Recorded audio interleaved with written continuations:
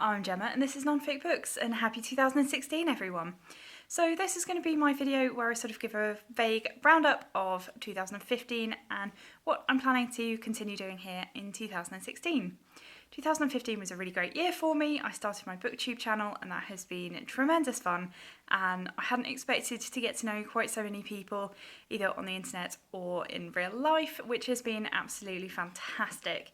And hello to everyone that I've really got to know since, and hopefully in 2016 I'll get to know even more people through this. Reading such a great big sort of swathe of non-fiction was fantastic for me. I've never focused so entirely on non-fiction before, and I really got a lot out of that, and I'm looking forward to continuing that in 2016. It was a really quite wide, varied year for my reading. Even reading a few sort of celebrity or memoir books, which are really not something I've ever picked up before. So it's quite good to be made to look at books that aren't necessarily the ones I'd have automatically picked up. A large tranche of mine were definitely history books, which isn't really surprising considering my background is archaeological.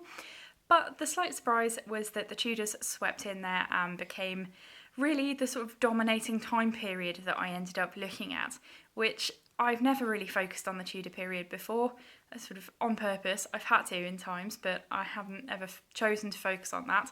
I'm more a Georgian through to Victorian sort of scholar, academic, as far as I got academic-wise.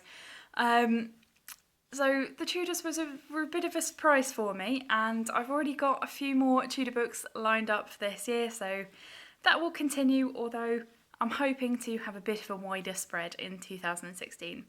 I'm also hoping in 2016 to follow a couple more of the non-fiction book prizes, as I think it's a really interesting way to sort of hear about new non-fiction and to try and spread the word about some fantastic pieces of new non-fiction.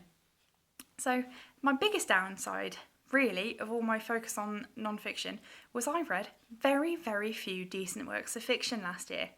When I put together my top 10 non-fiction book video, I was also planning on doing a top fiction books of 2015, but that video would have been really short as there's only a couple of books that I would really sort of want to rave about and really recommend that anyone watches. So that is something I'd like to work on in 2016. I'm not planning on reading like dramatically more fiction because I do really enjoy my non-fiction focus, but I'd like to make sure that the quality of fiction that I'm picking up is higher than last year. I think because I was reading it to relax, or if I was sick rather than my non-fiction reads, I chose a bit too fluffy and light books. And some of them were really quite entertaining, but none of them are going to be things that particularly stick with me. So my aim is this year to read at least one really good quality piece of fiction a month, and I'm going to be looking for people's recommendations, try and read a few more classics, and also just find out who are some of the best new fiction authors who are being really well reviewed. The first book I've got in that sort of vein is this beautiful edition of Baroness Orczy's The Scarlet Pimpernel. I love The Scarlet Pimpernel in films. There's even a musical, which though cheesy I love, but I haven't ever read the original, so I have this absolutely beautiful folio copy, and this will be my January fiction read that will hopefully be a really good start. Although I say start, I've already read Northanger Abbey, but that's a bit of a 100th time reread for me, so don't really think that counts. I'm not planning any major sort of events or themes to be running through 2016, nor am I going to be trying to read as many books as possible. My Goodreads total will be set at 52 because I set it at that every year, but I don't mind whether I meet it or I don't meet it as long as I'm reading what I would like to read, which is always quite a lot anyway.